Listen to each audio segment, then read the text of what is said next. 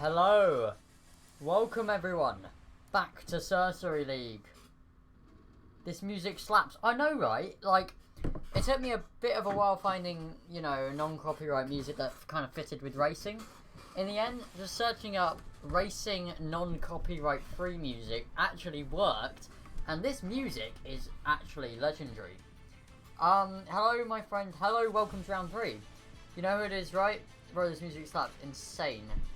Yeah, I know. So, for those of you who don't know, GoTeefy69 is James. He will be reserving today. I'm not sure who for. But I believe we have 13 people, maybe 12 people here today. And we, ladies and gentlemen, are at Austria. Welcome to the Red Bull Ring. Actually, hold on. I'm going to quickly select a different colour, because I think white fits better here. No? Does it not? Select colour. Okay. There we go, that's cool. So, today at Austria, we are at one of the tracks with 3 DRS zones, but only 10 corners. So, straight line speed is the real deal here. So, it's going to be a really interesting turn 1. Usually, a few tyres bumping, you might say, phrase it like that. Alpha Tauri, he's reserving for Alpha Tauri. We've got 54 followers! Excuse me. So, yeah, as you can see, Austria is always a really fun track to race at, but also to watch.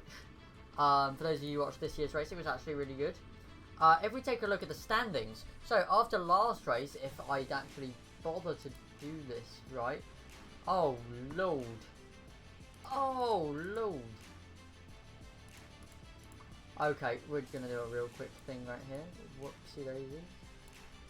I'm just going to... And I'm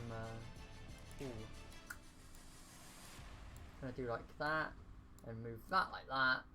Bada bing, bada boom. Hold on, let me just... what? Okay, now. Move it like that. Oh, lads, I'm editing right on stream. But yeah, as you can see, McLaren are currently in the lead by 10 points from Haas, so that's going to be a really interesting battle. We've then got Ferrari with 38 and Mercedes with 34. Alfa Romeo challenging, of course, I'm sure they still have a shot. Red Bull, bottom half, 26. Alfa Tauri with 16, and the rest of the teams, Williams, Alpine, and Aston Martin all have 0. After his win from pole without ever losing a lead last race, MKL leads the standings 1 point from CB, who is not from Vlad Red, sorry, who is joining us today. MKL is also joining us today. I reckon it could be a battle between reigning world champion Vlad Red and MKL. But Trenkar's about to start his lap, so I'm quickly going to turn off the music, and we are going to watch the main stream. And I would like to remind you all to watch us at 8 o'clock UTC on Wednesdays. So now, anyway, here's Trenkar's lap. Now, before we get absolutely into this race, we're going to be looking at some detail, some tyre detail. Are they on used tyres? Well, that's exactly the purpose of this, as he now gets a beautiful apex in that next corner, but it goes a bit oversteery. We're not going to take a look at telemetry just yet. We'll probably look at that later on in the race, when we want to know just how desperate they're getting. However, we are going to look at track data, lap data, sorry, and the track map, so we know all about their sector times. Now, if you don't mind me, we're going to be taking a look at MKL, because Trenkar invalidated. So here MKL is, he's going into turn 3, I believe. Yes, it is. And he's taking a nice little bit of curb to try and increase his traction out of the corner. However, it will lead to a worse exit than if he just kept off the curb. Now, there's a little bit of a connection issue here, but he gets an absolutely stunning pin-perfect exit. And, could have gotten on the throttle a bit earlier there, or maybe had a bit better control. But now, into the penultimate corner, he's got a bit of traffic coming his way. And, and he makes contact with the Red Bull of, who is that, Nidro. No, it's his teammate Trenkar. That's surely going to be reported, as Trenkar now gets a penalty for that incident, rightfully so, as now Lucha sets a 1:05.4, fastest lap so far. That is pretty appalling there from from Trenkar. You know, you should be far more aware of your surroundings in a situation like that. Now, however, let's take a look at AlphaTauri. So they've got their usual crazy Eddie who's invalidated, and we've got James who's still in the pit lane, reserving, as I said. Let's take a look at Mesa though, in the Mercedes today.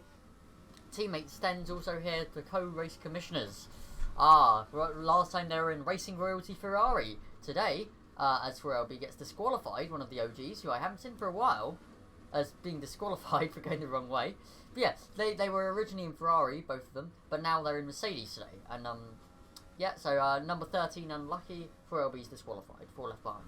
I mean, who else we can be doing? Like, Chrisu, who's decided to do a bit of a Carlos Sainz, go into the gravel, and eat some Gravlax. Anyway, if we take a look at Vlad Red, well, he's starting his lap.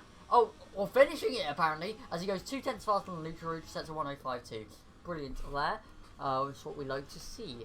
If we take a look at Crazy Benny, he's just started a lap, so let's commentate over this masterpiece right here. So he's actually got a Ferrari right behind him, so he's going to have to deal with that. But now braking nice and late into the corner, trying to get a nice wide entry, and there he goes, gets really nice traction out of the corner. However, I believe he has a bit more of a downforce-oriented setup, so he's able to get away with this a bit more, but he's going to lose a lot of time on the straights. And look at him pulling away from the Ferrari there.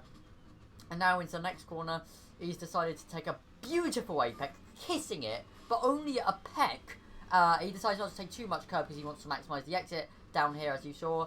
And he's getting a really nice exit. Oh, that's lovely. He could have gone a lot wider, but he sets a purple sector 1, so maybe he's in contention for pole here. And oh, he goes a little bit too deep, and as a result goes wide out of this set of corners here.